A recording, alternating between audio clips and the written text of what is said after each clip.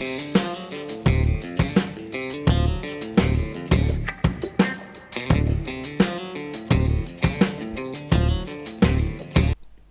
back to KP's Kingdom, cooking with KP, and today I'm going to show you how to make my Tori Nanban Udon.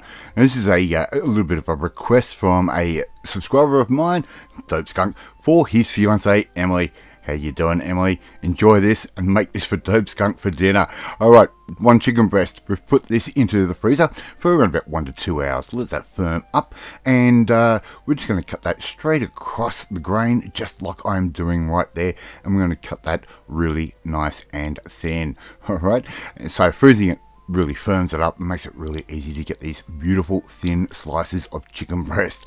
Alright, I'm just going to put that aside into a little bowl on the side there, right, while I get everything else ready. I'm going to make up a little bit of a dashi stock, 3 grams worth of bonito flakes, that's going in, and bonito flakes is very, very light. That's why it's only 3 grams worth. I'm going to put that into around about 1.25 litres of water, and you would normally use a piece of kombu seaweed. I haven't been able to find that for a little while, so I thought I would experiment and use a little bit of a nori sheet that I use for sushi. Believe it or not, it ends up tasting exactly the same. Right, so we're just going to put that in, bring that up to the boil, and let it simmer for a few minutes or so, and your stock is pretty much going to be done. Alright, so we've got that beautiful coloured stock right there. I'm going to let that cool down for around about 20 minutes or so.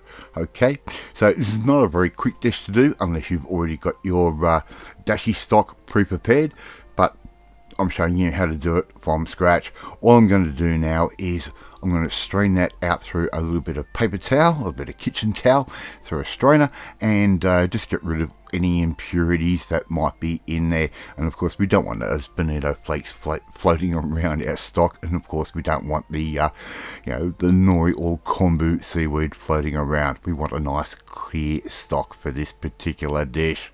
All right, so I'm going to add in all of our stock just like that. That all goes in. Beautiful, and we're ready to start preparing our little Tori Nanban Udon. Alright, really nice dish. Alright, I'm going to put in a little bit of mirin, around about a tablespoon's worth. That's going to go in. I'm also going to add in around about a tablespoon's worth of soy sauce, a good quality. They would normally say use a light soy sauce, just use a good quality one. Right, our chicken, we're going to put that straight into our liquid. We've got that at as you can see, quite a low heat, just a nice little simmer, and we're going to basically poach these chicken slices off. This is the real quick bit about making this particular dish. So we're just going to put those in. They're not going to take very long to cook at all, being so nice and thin, and we don't need a real hot heat. The nice simmering type heat will be absolutely enough for this particular dish.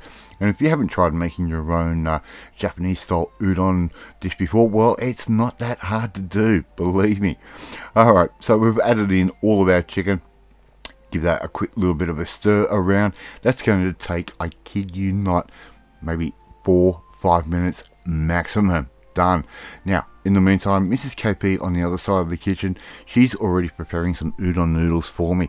I'd buy the ones that you've just put in some water and separate. That's the easiest and most convenient way to do. There are dried, there are frozen ones, but these semi-fresh ones are the best to go for. They just work out real quick and easy. Alright, so we're going to get a couple of bowls. Mrs. KP is going to lay in some of our beautiful thick udon noodle straight into the bowl, just like that. How good does that look already? I love my udon noodles. It's got nice chewy texture, it's got beautiful bounce. Anyway, so we're going to put that in, and all we have to do now is ladle over our slices of chicken and our beautiful stock that we've made up in no time at all, really. If you've already got your dashi stock made, this dish would take around about 15 minutes to make. I'm going to put some sliced baby scallions over the top, right? Little baby scallion sprouts. Anyway, I'll let you see, try and make this one at home. It is really easy to do.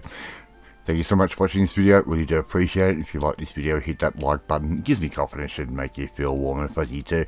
Don't forget to hit that notification bell to be notified every time a new video goes up. And please share this video with all your friends on all platforms of social media. Don't forget to leave a comment. I love reading and I do respond to them. Thank you, Dope Snake.